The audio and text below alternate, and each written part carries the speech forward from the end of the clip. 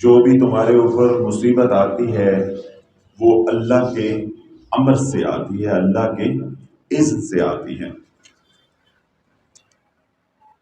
جس طرح اللہ رب العزت نے ہمارے لیے بے تحاشا یعنی ان گنت نعمتوں کو تخلیق کیا ہے ہماری زندگی کو اسودہ کرنے کے لیے، اسی طرح اللہ رب العزت نے انسان کو آزمانے کے لیے ان گنت مصیبتوں کو، بلاؤں کو، وباؤں کو، تکلیفوں کو بنایا ہے تاکہ میں پرکھ سکوں کہ مصیبت کے اندر صبر کون کرتا ہے، اور نعمتیں دے کے یہ پرکھا جا سکے کہ نعمتیں ملنے کے بعد شکر کون ادا کرتا ہے۔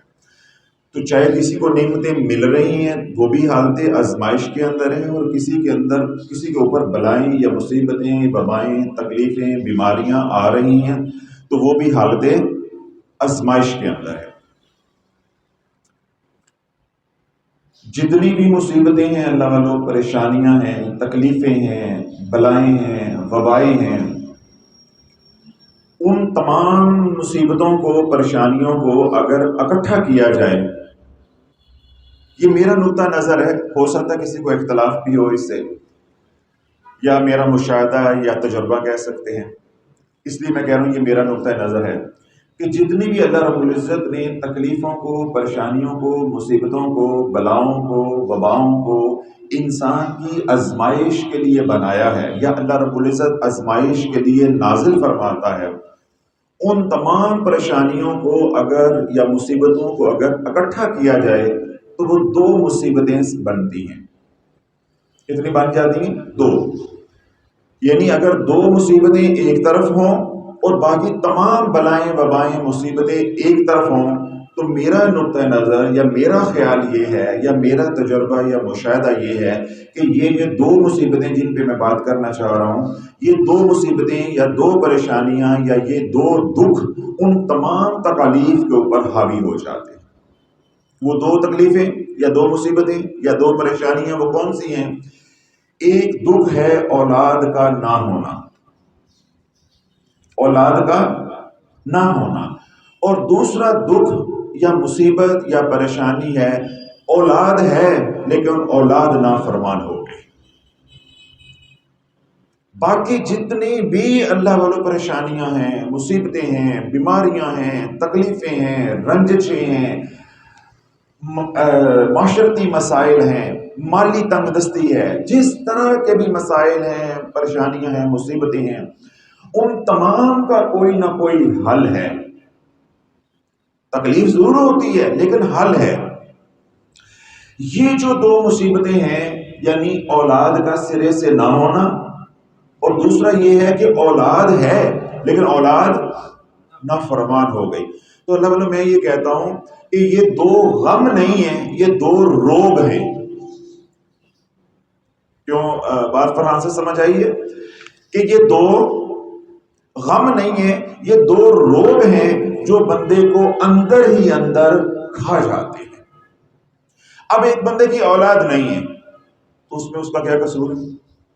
لیکن ہم اس ظالم معاشرے کے اندر رہتے ہیں جو جینے نہیں دیتا۔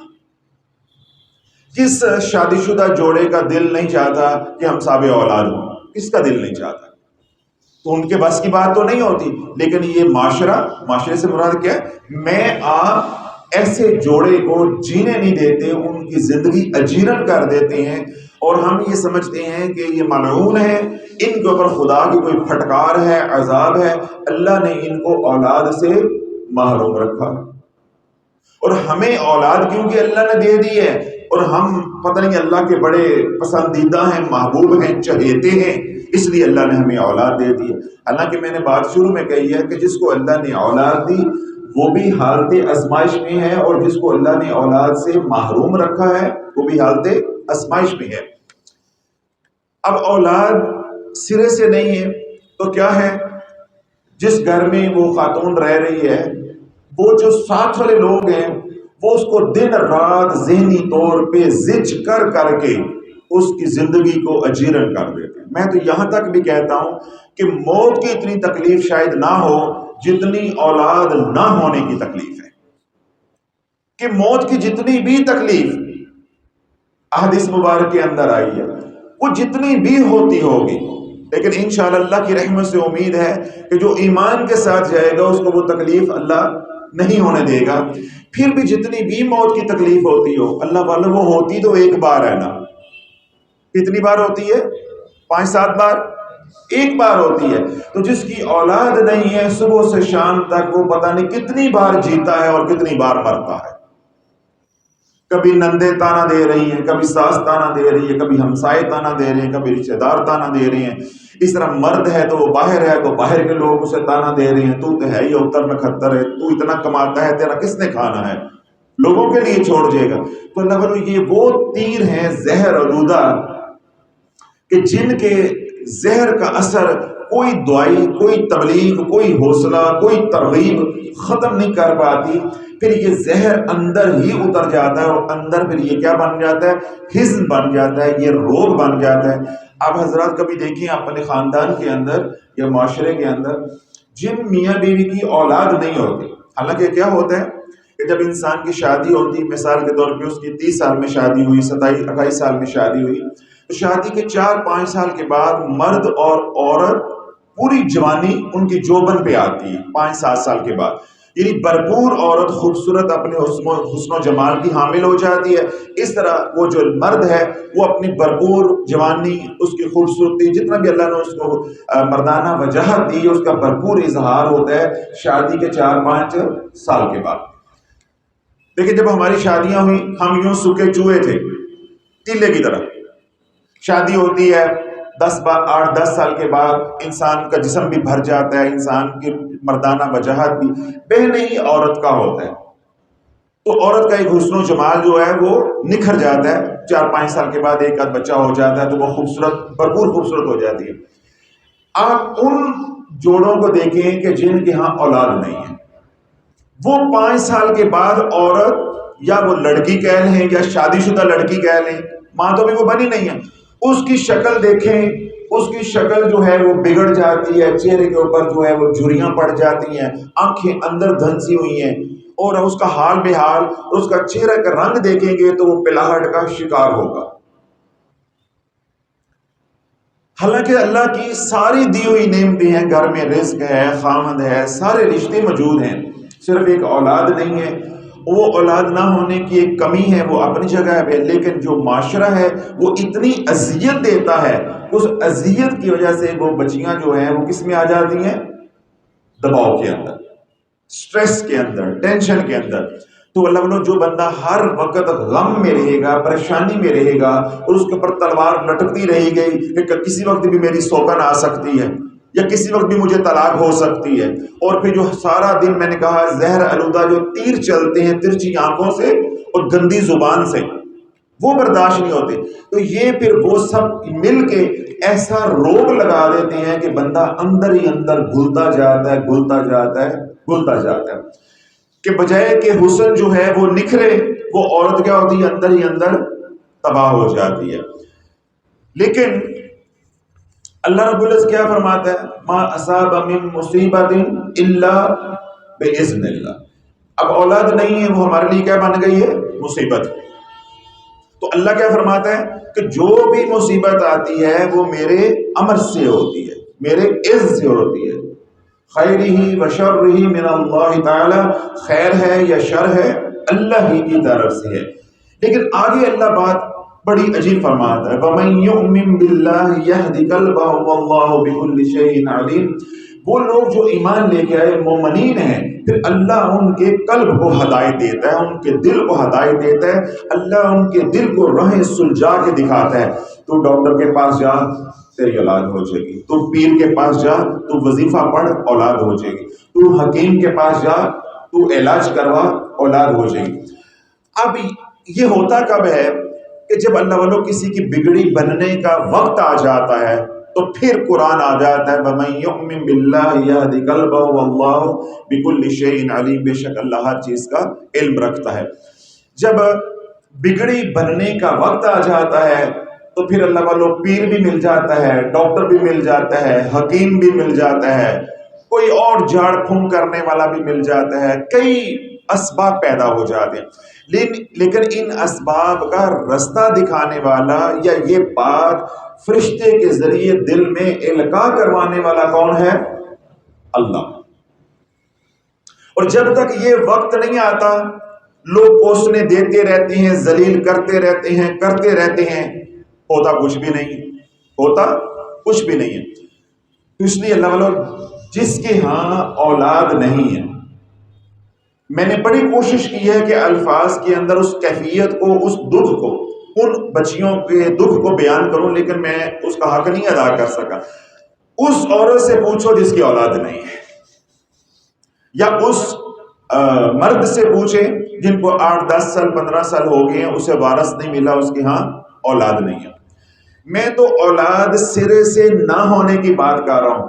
اللہ والو، ہم اس ظالم اور منافق معاشرے کے اندر رہتے ہیں جہاں بے اولاد تو ہو لیکن صرف بیٹیاں ہوں، بیٹا نہ ہو، انہیں کوئی جینے نہیں دیتا۔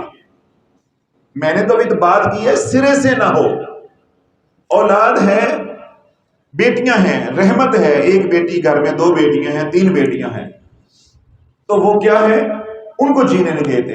کتنے بیٹیوں والے میرے پاس آتے ہیں یا ان کے میسیجز، فون آتے ہیں، اور کتنے لوگوں کو میں ذاتی طور پہ جانتا ہوں یہاں خانقاہ میں بھی، کہ لوگ ان کا رشتہ لیتے ہوئے بیٹیوں کا کتراتے ہیں کہ ان کی ماں نے بیٹیاں پیدا کی تھی، اگر ہم نے ان کی بیٹی لے لی تو یہ نہ ہو ہماری نسل میں بھی بیٹیاں ہی پیدا ہوں۔ یعنی بیٹی کا پیدا ہو جانا وہ ایک لعنت بن گیا، ایک نحوست کی ایک علامت جو ہے وہ بن گیا، جبکہ اللہ نے کیا بنا کے بھیجا ہے؟ رحمت۔ تو اللہ نے یہ بات میں نے اس لیے اتنی کی ہے کہ اگر ایک تو ہے تقدیر، اللہ رب العزت نے تقدیر کے اندر اولاد نہیں لکھی،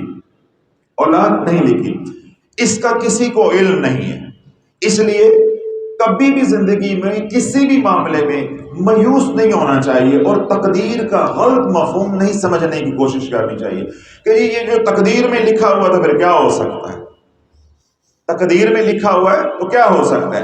بھائی تیری تقدیر میں لکھا ہوا ہے تو تو نے بھوک سے مرنا، پھر کھانا کیوں کھایا جا رہا ہے؟ پھر مر جانا۔ تیری تقدیر میں اگر لکھا ہوا ہے کہ تو نے بیمار ہو کے ہارٹ اٹیک سے مرنا، تو پھر علاج کیوں کرواتا ہے؟ پھر مر جا۔ ابھی کورونا آیا تھا تو پھر علاج کیوں کروایا؟ مر جاتے۔ تو ہم تقدیر کو غلط اس کا مفہوم لیتے ہیں۔ تقدیر میں مولا علی کے پاس ایک صاحب آئے، انہوں نے آگے کہا کہ جب تقدیر میں ہی سب کچھ لکھا ہوا ہے تو پھر دعا کرنے کی کیا ضرورت ہے؟ آپ نے فرمایا بہت بڑا سوال لے کر آیا، بہت بڑا سوال لے کر آیا، تو سمجھتا میں نے بہت بڑی بات کر دی ہے۔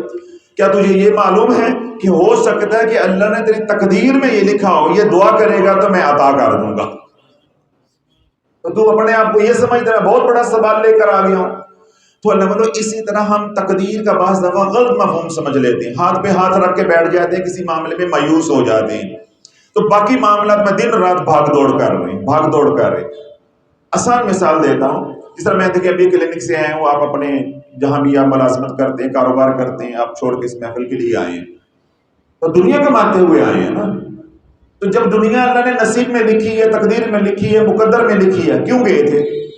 مل جاتی۔ تو یہاں پہ مسئلہ آپ کو سمجھ آ گیا، لیس الا ما سعی، کہ ہم جتنی کوشش کریں گے انسان کے تقدیر میں، مقدر میں اتنا کچھ ہی ہے۔ تو یہاں یہ مسئلہ سمجھ آ گیا۔ اب اگر اولاد نہیں ہے تو اس کے لیے کوشش نہیں کرنی، اس کے لیے کوشش نہیں ہے۔ ہو سکتا ہے تیری تقدیر میں اللہ نے یہ لکھا ہو کہ اگر کوشش کریں گے تو میں اولاد دے دوں گا، اگر یہ کوشش نہیں کریں گے تو اولاد نہیں دوں گا۔ جس طرح اب ہر ذرا سارے بیٹھے ہیں، یا میرا غالب گمان ہے کہ ہم سب کو اللہ نے اولاد بن مانگے عطا کی، تقریباً ہم سارے ایسے بیٹھے ہیں کہ بن مانگے عطا کی ہے۔ کئی ایسے ہوتے ہیں کہ اللہ کہتا نہیں مانگیں گے تو عطا کروں گا۔ اسی طرح آپ میں سے بعض لوگوں کو نوکری بن مانگے مل گئی، یا کاروبار ہے بن مانگے مل گیا، والد صاحب کا کاروبار تھا آپ جا کر بیٹھ گئے، تو بعضوں کو کیا ہے مانگے ملا ہے۔ تو اس طرح بعض نعمتیں ایسی ہیں جو اللہ بن مانگے عطا کر دیتا ہے، اور بعض نعمتیں اللہ کہتا ہے یہ بندہ مجھ سے مانگے گا تو میں عطا کروں گا۔ تو ہو سکتا ہے اولاد کی نعمت اللہ نے تیرے لیے ایسے مشروط لکھی ہو کہ مانگے گا تو دوں گا، نہیں مانگے گا تو بے اولاد رہے. تو جب مانگا جائے گا تو پھر تمام اسباب بھی اختیار کیے جائیں گے، صرف دعا نہیں مانگی جائے گی، دوا بھی کی جائے گی، یعنی بھاگ دوڑ کی جائے گی. اگر میاں بیوی جو ہے وہ جنسی طور پہ ٹھیک نہیں ہے، سیکچولی طور پہ ٹھیک نہیں ہے، تو اپنا علاج کروائیں. اس طرح وہ خواتین جن کے ہاں اولاد نہیں ہوتی یا اولاد ہونے کا امکان پیدا نہیں ہوتا، حمل ٹھہرتا نہیں ہے یا حمل گر جاتا، اس طرح کے مختلف مسائل جڑے ہوئے ہیں، تو ان کے ساتھ کیا ہوتا ہے؟ اس کی کئی وجوہات ہوتی ہیں. جو دو چار موٹی وجوہات ہیں وہ میں صرف عرض کر دیتا ہوں کہ اکثر خواتین موٹی ہو جاتی ہیں، شادی کے بعد وزن بڑھ گیا، موٹاپا آ گیا. یہ ایک حمل نہ ٹھہرنے کی بہت بڑی وجہ ہوتی ہے. ایک تو اس کے اوپر اپنے اوپر بھی نظر رکھنی چاہیے کہ اگر بھائی میں نے ماں بننا ہے تو میں اپنی خوراک پہ اور اپنی صحت کا خیال رکھوں، خوراک کا بھی دھیان رکھوں کہ بھائی میں اتنا کھاؤں جس سے میرا جسم جو ہے وہ پھولے نہ یا وزن نہ بڑھے. دوسری وجہ کیا ہوتی ہے کہ جادو ہوا، بندش لگی، اللہ کی نافرمانی کی، نماز سے دور رہے، صوم و صلات سے دور رہے، ذکر اذکار تسبیحات سے دور رہے، غفلت والی زندگی جو ہے وہ گزاری، اور بے پردہ بازاروں میں جب پھرے. شیاطین مسلط ہو گئے. شیاطین کے مسلط ہونے کے دو طریقے ہیں. ایک ہے کسی نے جادو کے ساتھ شیاطین باندھ دی ہے، ایک ہے ہم نے اللہ کی نافرمانی کی تو شیاطین مسلط ہو گئے. اب ان میں کوئی مائی کا لال تفریق نہیں کر سکتا کہ کسی نے مسلط کیے ہیں یا یہ ہمارے گناہوں کی وجہ سے آئے ہیں. تو اللہ بولو اگر شیاطین کسی نے مسلط کیے ہیں یا ہمارے گناہوں سے بھی آئے ہیں تو آ تو شیاطین گئے ہیں نا. تو قرآن بھی یہی کہتا ہے ما اصابکم من مصیبت الا باذن اللہ، تمہارے اوپر جو بھی مصیبت آتی ہے وہ اللہ کے امر سے آتی ہے. کسی نے جادو کیا تو وہ بھی اللہ کے امر سے جو ہے وہ مؤثر ہوا اور اس کا اثر ہو گیا. اگر اللہ کی مشیت الہی نہ ہوتی تو جادو کی کیا مجال تھی کہ ہمارے اوپر وہ مؤثر ہو جاتا. اسی طرح جب نافرمانی کی تو اللہ نے سزا کے طور پہ ملائکہ کو ہٹا دیا، حفاظت کا نظام جو ہے وہ ہٹا دیا، شیاطین کیا ہو گئے؟ مسلط ہو گئے. تو شیاطین کسی بھی طریقے سے مسلط ہو رہی، جس طرح میں نے کہا، چاہے جادو کے ذریعے، چاہے ہماری نافرمانی، اللہ کے رسول علیہ الصلوۃ والسلام کی نافرمانی کی وجہ سے. جب شیاطین عورت کے ساتھ رہیں گے تو پہلا کام کیا کریں گے کہ اس کی جو فلوپین ٹیوبز ہیں ان کو وہ بندش لگائیں گے، اس کو وہ بند کر دیں گے. اب فلوپین ٹیوبز بند ہو گئی، اولاد ہو ہی نہیں سکتی، اولاد ہو ہی نہیں سکتی. پھر تیسری وجہ کیا ہوتی ہے کہ جو اووری ہے یعنی بچہ دانی ہے اس کے اندر واٹر بیگز بنیں گے، پانی کی تھیلیاں بن جائیں گے. اب جب یہ والی حالت ہوگی تب بھی حمل نہیں ٹھہرے گا، کنسیو نہیں ہوگا، پریگننسی جو ہے وہ نہیں ہوگی ہے. اووری جو ہے اس کے اندر اوویرین سسٹ بن جائیں گے، یعنی بچہ دانی کے اندر رسولیاں بن جائیں گی. پھر پانچواں کام جو کریں گے شیاطین، وہ کیا کریں گے؟ دو ہارمون جو پیدا ہوتے ہیں جن کا عورت کی حسن کے ساتھ تعلق ہے، جنس کے ساتھ تعلق ہے، آگے جو پروڈکشن ہے اس کے ساتھ تعلق ہے، ان ہارمون کو وہ کیا کر دیں گے؟ ڈسٹرب کر دیں گے. جب یہ ہارمون ڈسٹرب ہو جائیں گے تو جو انڈے پیدا ہوتے ہیں، نظام اللہ نے بنایا ہوا ہے وہ نظام بگڑ جائے گا. پھر عورت کے ایام کا نظام یعنی مینسٹرل سائیکل جو ہے وہ نظام بگڑ جائے گا. اب ایام جو ہے وہ کبھی آ رہے ہیں 20 دن کے بعد، کبھی 15 دن کے بعد، کبھی 10 دن کے بعد، پھر کبھی 5 دن کے لیے ایام ہے، کبھی 10 دن کے لیے ایام، کبھی 8 دن کے لیے ایام، یعنی ایام آگے پیچھے ہو گئے. اور اگر بات اور بڑھے گی پھر ایام مکمل طور پہ بھی بند ہو جاتے. تو جب ایام ہی بند ہو گئے تو فیکٹری ہی بند ہوگی تو پروڈکشن کہاں سے آ جائے گی؟ تو یہ چیدہ موٹی موٹی باتیں تھیں جو عوام سمجھ سکے، وہ میں نے گوش گزار کی. اب اس کے برعکس مرد ہوگا تو اس کے جو جرثومے ہیں وہ کمزور ہو جائیں گے. وہ کیا ہو جائیں گے؟ کمزور ہو جائیں گے. تولیدی مادہ جو ہے وہ بالکل کیا ہو جائے گا؟ پتلا ہو جائے گا، پانی کی طرح. جب یہ والے معاملات ہو جائیں گے تو اس سے کیا ہوگا؟ اولاد کا پیدا ہونا اتنا ہی مشکل ہوتا جائے گا. ادھر دونوں ہارمون عورت کے جو ہیں وہ ڈسٹرب ہوئے، ادھر مرد ہے اس کا ٹیسٹوسٹیرون ہارمون جو ہے وہ اس کی پروڈکشن جو ہے وہ ڈسٹرب کر دیں گے جادو کی وجہ سے، جس کو ہم کیا کہتے ہیں، جنسی بندش لگانا، یعنی مردانگی کو باندھ دینا۔ تو یہ جو علامات یا یہ جو وجوہات ہیں جو آج کل ہم دیکھتے ہیں بہت زیادہ، کوئی گھر ایسا نہیں جس گھر کے اندر ایسا کوئی مرد نہ ہو، اور کوئی گھر ایسا نہیں جس گھر میں ایک عورت نہ ہو۔ میں نے بڑا ڈر کے کہا کہ ایک نہ ہو جس گھر میں 4-5 بچیاں، ان میں 2-2 3-3 شکار ہیں اس کے۔ تو اللہ یہ جتنے بھی مختصر وقت میں نے علامات یا وجوہات بتائی ہیں، کسی بھی قسم کی وجوہات ہوں، ڈاکٹرز نے جواب بھی دے دیا ہو، کتنی خواتین ہیں وہ کہتی ہیں حضرت صاحب ڈاکٹر صاحب نے جواب دے دیا ہے، تو میں پھر آگے سے ایک بات کہتا ہوں، ڈاکٹرز نے جواب دیا ہے، ڈاکٹرز کو جس نے بنایا ہے، پیدا کیا ہے، تخلیق کیا ہے، اس حکیم نے تو جواب نہیں دیا نا۔ یا تو اللہ نے جواب دے دیا ہے تو پھر بات کریں، ڈاکٹر نے جواب دے دیا، اس کی کوئی حیثیت نہیں ہے۔ تو اس لیے ڈاکٹرز نے بھی جواب دے دیا ہو یا بظاہراً اسباب کے درجے میں تمام ٹیسٹ جو ہیں وہ یہ ظاہر کر رہے ہیں کہ عورت یا مرد یا دونوں میں کوئی ایک اولاد پیدا کرنے کے قابل نہیں ہے، تو اللہ والوں کبھی بھی زندگی میں مایوس نہیں ہونا۔ میں نے ابھی پہلے میں بات کہی ہے کہ اللہ کچھ نعمتیں بن مانگے دیتا ہے، اور کچھ نعمتوں کے ساتھ اللہ نے تقدیر میں شرط لکھی ہوتی ہے، مانگے گا تو دوں گا۔ مانگنا اب تمہارا کام ہے، دوا بتانا میرا کام ہے، دوا میں بتاتا ہوں۔ ایسا کوئی بھی کیس ہو جس میں اولاد نہیں ہو رہی سرے سے، یا اولاد ہے بیٹیاں ہیں بیٹا نہیں ہے، یا بیٹا ہے اور بیٹی کی نعمت سے یا رحمت سے محروم ہے، اولاد سے جڑا کسی طرح کا مسئلہ ہو۔ اسی طرح جو میں نے موٹی موٹی عورت کی نشانیاں بتائیں کہ بھئی اس کی فیلوپین ٹیوبز بند ہو جاتی ہیں، واٹر بیگز بن جاتے ہیں، سسٹ بن جاتی ہیں، اس کے ہارمونز ہے، اس کے سائیکل کا مسئلہ ہے، اس طرح مرد کی بتائیں۔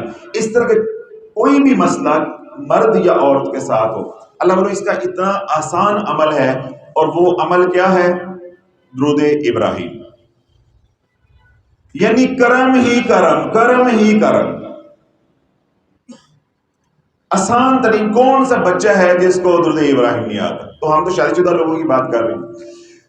313 مرتبہ درود ابراہیم پڑھنا ہے روزانہ، اور اس کے پڑھنے کا طریقہ کیا ہوگا کہ اس عمل کو کریں شب جمعہ کو، یعنی جمعرات کا دن ہوگا، اور جو رات آئے گی اس کو کیا کہیں گے؟ شب جمعہ۔ یا پھر آج جس طرح اتوار کا دن ہے، رات کون سی آئے گی؟ سوموار کی، یعنی شب پیر کو یہ عمل شروع کریں گے، اگر نہ کر سکے تو پھر شب جمعہ کو۔ اب عمل کرنے کے لیے دونوں میاں بیوی جو ہے وہ غسل کریں، دوپہر کو غسل کر لیں، اسی وقت رات کو بعد نماز عشاء عمل کرنا ہے تو اس وقت غسل کرنا ہے۔ عورتوں کو ذرا مشکل ہوتی ہے، بال نہیں سوکھتے، اسی وقت کر لیں، کوئی اس میں دقت نہیں ہے، کوئی پریشانی نہیں ہے۔ پھر دوسری اس میں بات یہ ہے کہ کسی کے ذہن میں یہ آئے گی میرے ٹیسٹ تو ٹھیک ہے، اس کا ٹھیک نہیں ہے، تو وظیفہ یہ کرے گی، تو میں یہ کہتا ہوتا ہوں کہ اولاد پھر اسے چاہیے، تجھے نہیں چاہیے۔ اب اولاد والی ویڈیو تلاش چینل پہ دیکھیں، اس کے کمنٹس دیکھیں، 100 کمنٹس پڑھیں گے تو 99% عورتیں بیچاری یہی رو رہی ہیں، کرلا رہی ہیں، حضرت صاحب شوہر نہیں پڑھتا، میں پڑھ لوں۔ شوہر بے شرم کو تو ضرورت نہیں ہے، وہ تو عیاشیوں میں پڑا ہوا ہے۔ جب 4-5 سال گزر جائیں گے پھر اس کی مائیں، اس کی بہنیں، اس کے رشتہ دار اکسائیں گے، اور تو اونجی مر جانا ہے، اتر نکھتر ہی مر جانا ہے، دوسری شادی کر۔ عورت مر رہی ہے ٹینشن سے، اسے معلوم ہے کہ میرا ایک مخصوص وقت ہے وہ گزر گیا، پھر اولاد نہیں ہونی۔ دوسرا مجھے معاشرہ ذلیل کر رہا ہے، تیسرا یہ ہے کہ یہ باہر منہ مارے گا، چوتھا یہ ہے کہ اس کے گھر والے ذلیل کریں گے، یہ سوکن لے آئے گا۔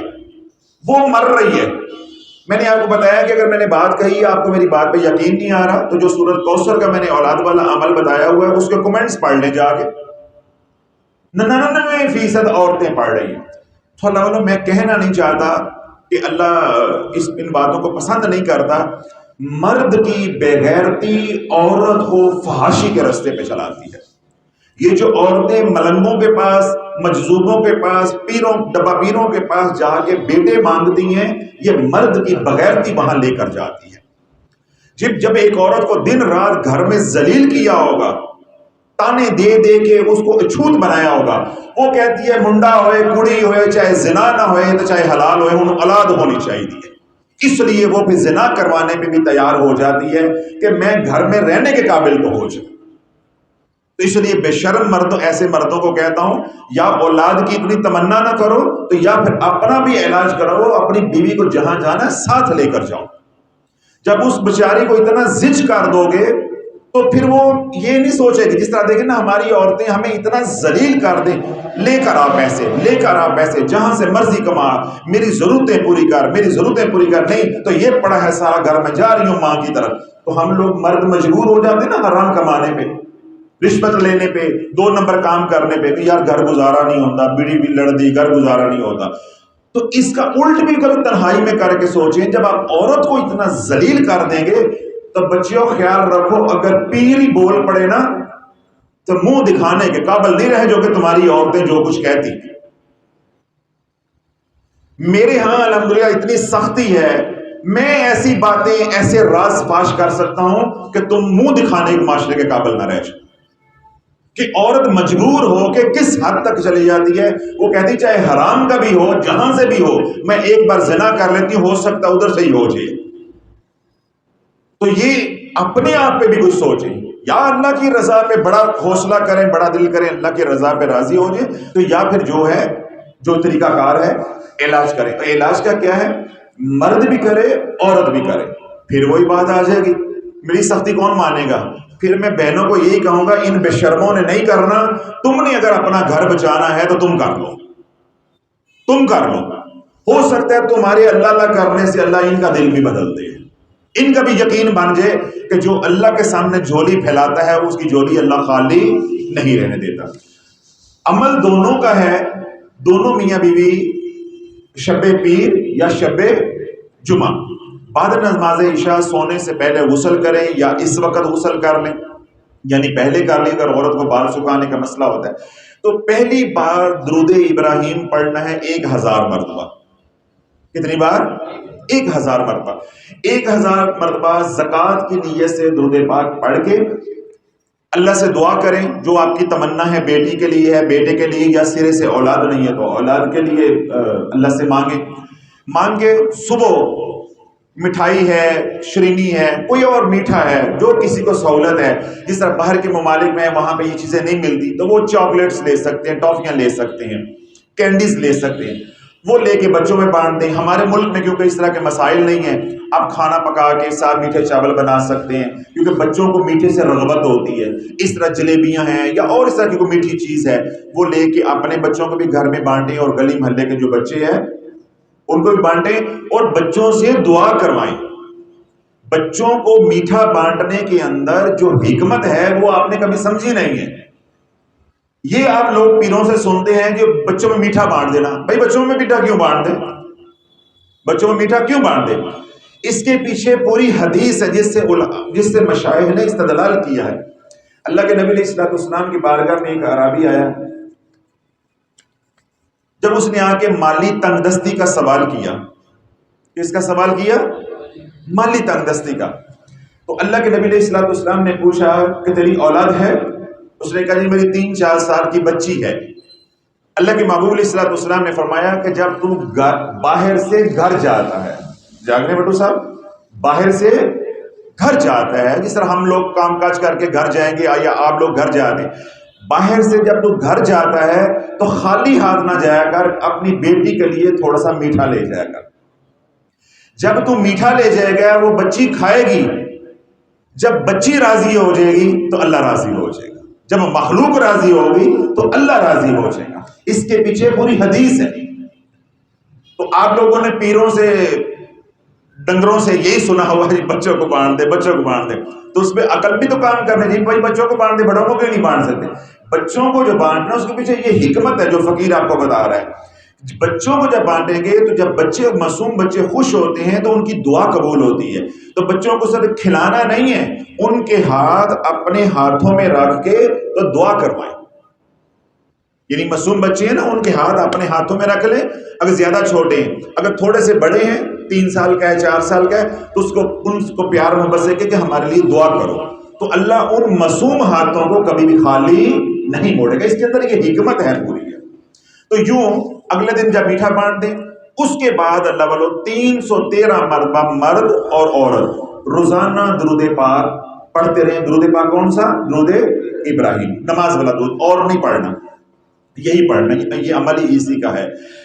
اس کے بعد پھر رات کی شرط نہیں رہ جائے گی، یعنی رات کی شرط بھی نہیں رہ جائے گی کہ بھئی رات ہی کو پڑھنا ہے، رات ہی کو پڑھنا ہے۔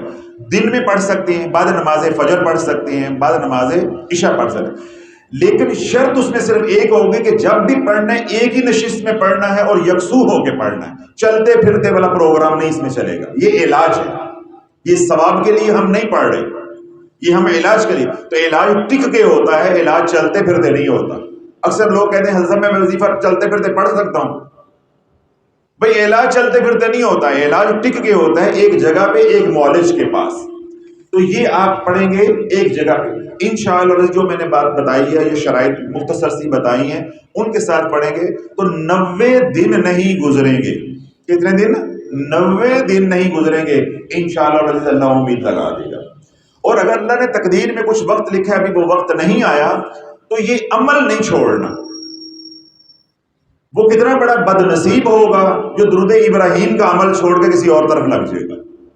باقی اپنا علاج ہے، ڈاکٹری ہے، وہ بسم اللہ کروائیں، اسے ہم منع نہیں کرتے بلکہ حکمن کہتے ہیں کہ کروائیں۔ 3 مہینے بعد امید نہیں لگتی، عمل جاری رکھیں، 6 مہینے، 8 مہینے، 9 مہینے، سال، اللہ والو سال تو کبھی گزرا ہی نہیں ہے۔ الحمدللہ جس کو میں عمل بتاتا ہوں اللہ اس کی جھولی بھر دیتا ہے۔ میں یہ بات کہنا نہیں چاہ رہا تھا، لیکن میں ادھر بھی سختی نہیں کرنا چاہ رہا تھا۔ اگر میں نے 90 دن کہا، اللہ نے تقدیر میں نہیں لکھا ہوا، تو میں کون ہوتا ہوں ضمانت دینے والا؟ تو کہیں مایوسی نہ آ جائے کسی میں، جی میں نے کیا ہے، اور آج کل ہم روٹتے بھی بڑی جلدی ہیں نا، تو مایوس بھی بڑی جلدی ہوتے ہیں، بات بات پہ روٹتے ہیں، بات بات پہ مایوس ہوتے ہیں، اور بات بات پہ علماء کو، مشائخ کو گالیاں نکالتے ہیں کہ یہ جھوٹ بولتے ہیں۔ اس لیے میں نے اپنا مارجن اس کے اندر رکھا ہے کہ بھئی یہ ہمارے ایمان کی حالت ہے اور اللہ کے فیصلے ہیں، لیکن عمومی جو تجربہ مشاہدہ ہے کہ انشاءاللہ العزیز 90 دن سے بعد اوپر نہیں جاتی۔ اب یہاں ایک مسئلہ ہے، وہ ذرا سن لیں۔ مرد کا تو وہ مسئلہ نہیں ہے کہ وہ مسلسل پڑھے گا، عورتوں کے ساتھ یہ مسئلہ ہوگا، وہ کہیں گے جی درود ابراہیم کا وہ ہے، عمل ہے، وظیفہ ہے، تو جب ہمارے ایام شروع ہو جائیں گے تو پھر ہم کیا کر سکتے ہیں؟ تو میں کئی بار کہتا ہوں کہ ایام جب شروع ہو جائیں، جو وظیفہ ہے وہ نہیں چھوڑنا ہوتا، وہ وظیفہ یا وہ چلہ جو با موکل کیا جاتا ہے، وہ تو ہم نے کبھی بات ہی نہیں کی یہاں پہ، وہ تو آپ لوگوں کی عوام کی بات ہی نہیں ہوتی۔ ہم تو وظیفہ دیتے ہیں، ورد دیتے ہیں، ذکر دیتے ہیں، تو اذکار، تسبیحات، مسنون تسبیحات بھی، یا قرآن کی کوئی آیت یا قرآن کی کوئی سورت جو بطور وظیفہ آپ پڑھ رہے ہیں، اس کی نیت وظیفے کی کر کے آپ ایام کے دنوں میں بھی پڑھتے رہیں گے۔ جس طرح ایک عورت ہے، اس کا ایام کا مسئلہ ہے، تو کیا وہ آیت الکرسی نہیں پڑھ سکتی؟ تو کیا آیت الکرسی جو ہے وہ قرآن کی سورت، قرآن کی آیت نہیں بلکہ تمام آیات کی وہ سردار ہے؟ اس طرح ایک عورت ناپاک ہے، ایام چل رہے ہیں، تو کیا رات سونے سے پہلے یا صبح شام کے جو اذکار ہیں یا آخری کل ہے وہ نہیں پڑھ سکتی؟ تو سورہ فلق، سورہ ناس کیا قرآن کی صورتیں نہیں ہیں؟ وہ 11 آیات نہیں ہیں؟ تو یہ ماشاءاللہ ہمارے چیمبر میں ایسی گیس بھری ہوئی ہے کیونکہ دین کی طرف کبھی آئے ہی نہیں ہے۔ صرف مسئلہ کیا ہے؟ لا یمسہ الا المطہرون، جو ناپاک ہیں وہ قرآن کو چھو نہیں سکتے۔ قرآن کو تلاوت کی نیت سے نہیں پڑھنا، آیت الکرسی کو تلاوت کی نیت سے نہیں پڑھیں گے، سورہ فلق ناس یا چاروں کل ہیں ان کو تلاوت کی نیت سے نہیں پڑھیں گے، حفاظت کی نیت سے، ذکر کی نیت سے، ورد کی نیت سے، وظیفے کی نیت سے، یہ جو بھی اپنی زبان میں آپ لفظ بولتے ہیں اس کی نیت سے پڑھیں گے، تلاوت کی نیت سے نہیں پڑھیں گے۔ اسی طرح سامنے دیکھ کے قرآن کھول کے نہیں پڑھیں گے، زبانی آتا ہے تو وہ پڑھ لیں۔ تو اگر قرآن پڑھا جا سکتا ہے، آیت الکرسی پڑھی جا سکتی ہے ناپاکی کی حالت میں، سورہ فلق، سورہ ناس یا آخری 4 کل ناپاکی میں پڑھے جا سکتے ہیں، پھر درود نہیں پڑھا جا سکتا؟ اب کھوپڑی شریف سٹ تھی گئی ہے، مسئلہ سمجھ آ گیا۔ اب اصل مسئلہ یہ کوئی سمجھانے والا نہیں ملا۔ اب درود پاک کا میں بھی منع کرتا ہوں۔ اب اگلی بات سن لیں، کیوں منع کرتا ہوں؟ درود پاک کا تعلق جو ہے وہ ادب کے ساتھ ہے۔ اللہ کا اپنے محبوب کے ساتھ جو تعلق ہے وہ کون سا ہے؟ محبت والا۔ تو ہم حضور علیہ الصلوۃ والسلام پہ جو درود پڑھتے ہیں وہ محبت میں پڑھتے ہیں، اور پڑھنا بھی چاہیے۔ تو جہاں محبت ہو وہاں ادب بھی لازم ہوتا ہے۔ تو ادب کے حوالے سے آپ دیکھیں تو پھر ناپاکی کی حالت میں حضور کا نام زبان پہ نہیں آنا چاہیے۔ شرن نہیں میں منع کر رہا، شرن تو میں ثابت کر کے دے رہا ہوں، قرآن پڑھ سکتے ہیں تو درود کیوں نہیں پڑھ سکتے؟ ادباً بات کر رہا ہوں، ادب کی بات کر رہا ہوں۔ تو پھر حضرت صاحب ہم کیا کریں؟ حضرت صاحب یہ بتا رہے ہیں جو کرنا ہے، جن لوگوں نے یہ وظیفہ شروع کر لیا ہو وہ کیا کریں؟ وہ عورت ان دنوں میں صلی اللہ علیہ وسلم صلی اللہ علیہ وسلم یہ درود پڑھتی رہے، تاکہ اس میں حضور کا نام بھی نہیں آتا، یعنی اس میں محمد نہیں آتا، تو وہ ادب کا لحاظ بھی رہے گا اور وظیفے کی طاقت بھی نہیں ٹوٹے گی، اس کی تاثیر ضائع نہیں ہوگی۔ اب ایک عورت 20 دن وظیفہ کرتی ہے، 10 دن وظیفہ ہی نہیں کرتی، اللہ بھر یہ کون سا علاج ہو رہا ہے؟ شفیق صاحب، ڈاکٹر صاحب سمجھ آ رہی بات؟ ایک مریض ہمارے پاس آتا ہے، وہ 4 دن 10 دن دوائی کھاتا ہے، 10 دن دوائی نہیں کھاتا، وہ کون سی بیماری اس کی ٹھیک ہو جائے گی؟ تو بے نہیں، روحانی معاملہ ہے۔ تو جب وظیفہ شروع کر لیا تو وہ تسلسل کے ساتھ ہے، اس کی تاثیر کو قائم رکھتے ہوئے اور ادب کو سامنے رکھتے ہوئے ہم کیا کرتے ہیں؟ منع کرتے ہیں کہ درود ابراہیم اور ایام کے دنوں میں نہ پڑھ۔ لیکن شرن میں دوبارہ دوہرا رہا ہوں کہ شرن کوئی اس کے اندر ممانعت نہیں ہے، صرف ہم ادباً منع کرتے ہیں کہ آپ ان دنوں میں ایسا کوئی درود پاک پڑھو جس میں حضور علیہ الصلوۃ والسلام کا نام نہ آئے، کیوں؟ وہ محبت کا رشتہ ہے۔ اللہ کے ساتھ جو رشتہ ہے وہ عبد اور معبود کا ہے، عبد اور معبود کا ہے۔ تم اللہ سے محبت نہیں بھی کرو گے تو اللہ کہتا ہے اطاعت کرو میری۔ جس طرح میں بعض بار نماز پڑھنے کو دل نہیں چاہ رہا ہوتا تو تب بھی ہم پڑھتے ہیں۔ تو حضور کے ساتھ تو سراپا تعلق پورے کا پورا ہے ہی کس کا ہے؟ محبت کا، محبت رسول، عشق رسول علیہ الصلوۃ والسلام کا۔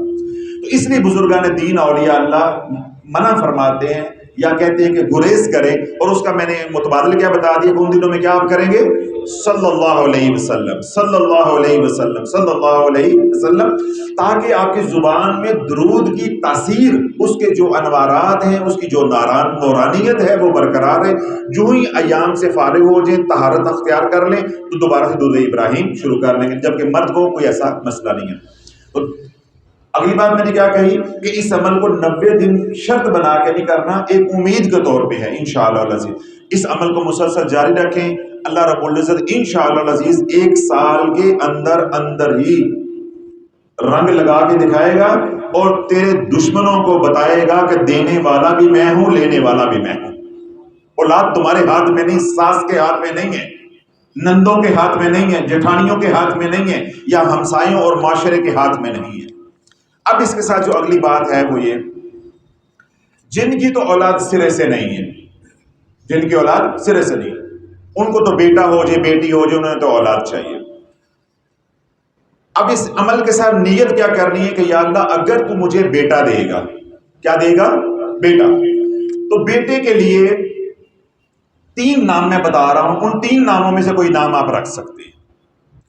محمد ابراہیم، محمد اسحاق یا محمد اسماعیل، ان 3 ناموں کی نیت کرنی ہے اس وظیفے کے ساتھ۔ یہ مشروط ہے، یہ شرط ہے کہ میں ان 3 نام، یا اللہ تو مجھے بیٹا عطا فرما، تیری جو دی ہوئی نعمت ہے میں اس کا نام جو ہے محمد ابراہیم رکھوں گی، محمد اسحاق رکھوں گی یا محمد اسماعیل۔ تو جو اپنے خاندان میں آسانی ہو، بعض دفعہ ہوتا ہے وظیفہ کرنے والا ہی محمد ابراہیم ہے تو اپنے بیٹے کا نام اسماعیل رکھ لے، یا ان کے کسی پہلی اولاد کا یا گھر میں کسی کا نام اسماعیل ہے تو وہ اسحاق رکھ لے۔